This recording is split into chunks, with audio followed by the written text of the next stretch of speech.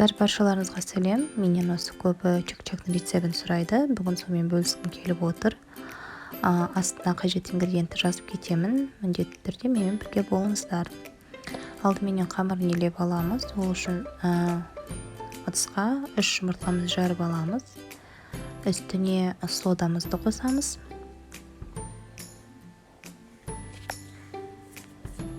Бұл жерде венчиктің қажеті жоқ, жай ғана шанышқыменен араластырсаңыздар болады. Осының үстіне содамызды қосамыз.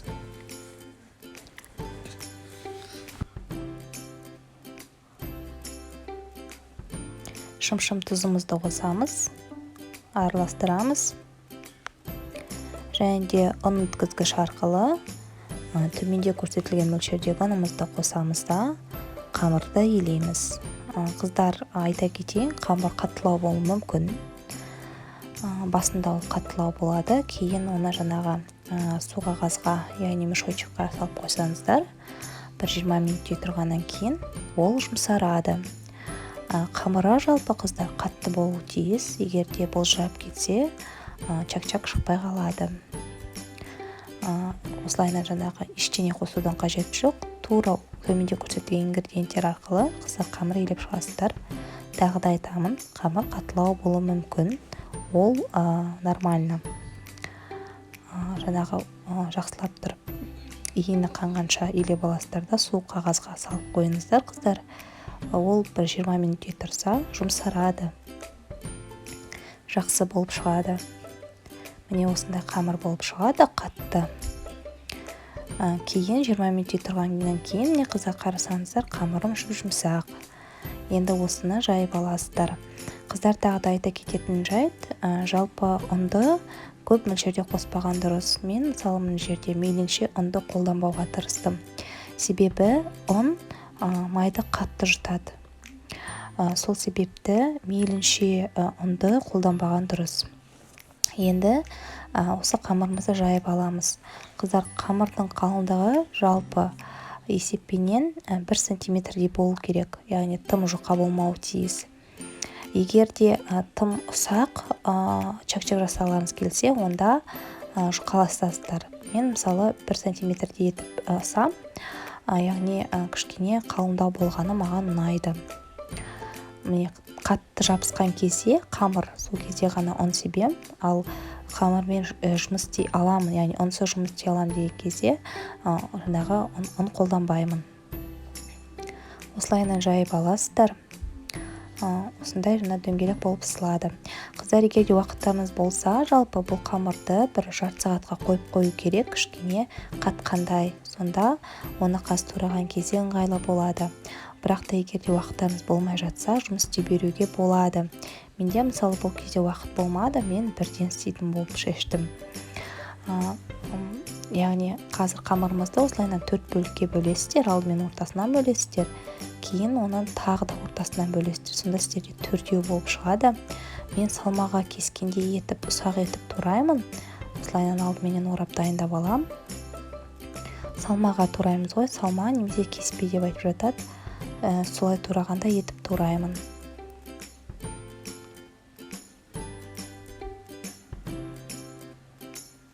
Арасына міндетті түрде қыздар ұн себіңіздер, себебі жабысып қалатын болады.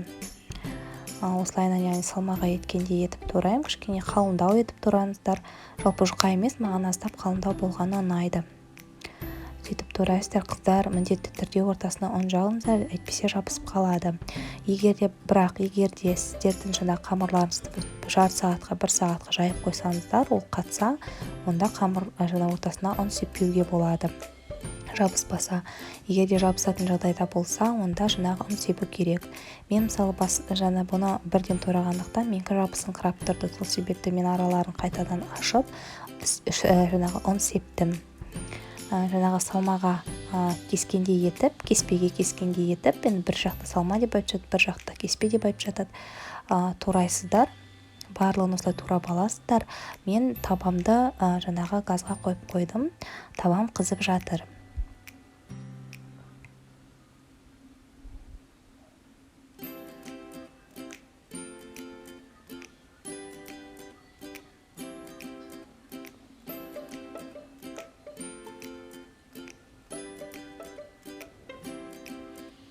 осылай барлығын турап жайып қоямыз.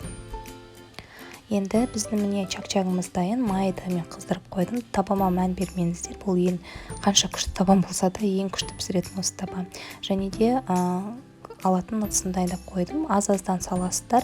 Қыздар, ол ұзын болып шығады, бірақ мән бермеңіздер, себебі араластырған кезде олар өздері бөлініп қалады. Осылай ұзын болады, ол нормально. Осылайынан қызарғанша пісіріп аласыздар. Қыздар өте тез қызарады, сол себепті араластырып отыруды қажет етеді. Қыздар, араластырып отырып пісіру керек. Міндетті түрде араластырып отырасыздар, үздіксіз араластырып отыру керек. Кейін мен жаңағы пісіріп болғаннан кейін изюм болды. Менде изюм қостым, және де сгущенка қостым. Мен астына қазір жаңа мед сиробының рецептін қалдырып кетемін, бірақ қыздар, маған сгущенкамен жасаған өте ұнайды. Осы рецепті қыздар, мен мысалы қонақ шақырған сайын келген қонақтар осы рецепті менен ылғи сұрап білгісі келетін. Мен сол себепті де осы менің каналыма осы рецептпен бөлісетін болып шықтым.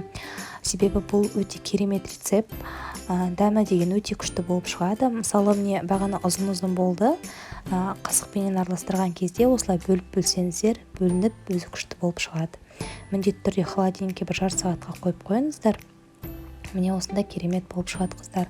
Дәмі деген енді сөзсіз керемет болып шығады. Міндетті түрде жасап көріңіздер. Өте керемет. Жалпы осыдан бір 4 тарелкадай шығады. Астарыңыз дәмді болсын.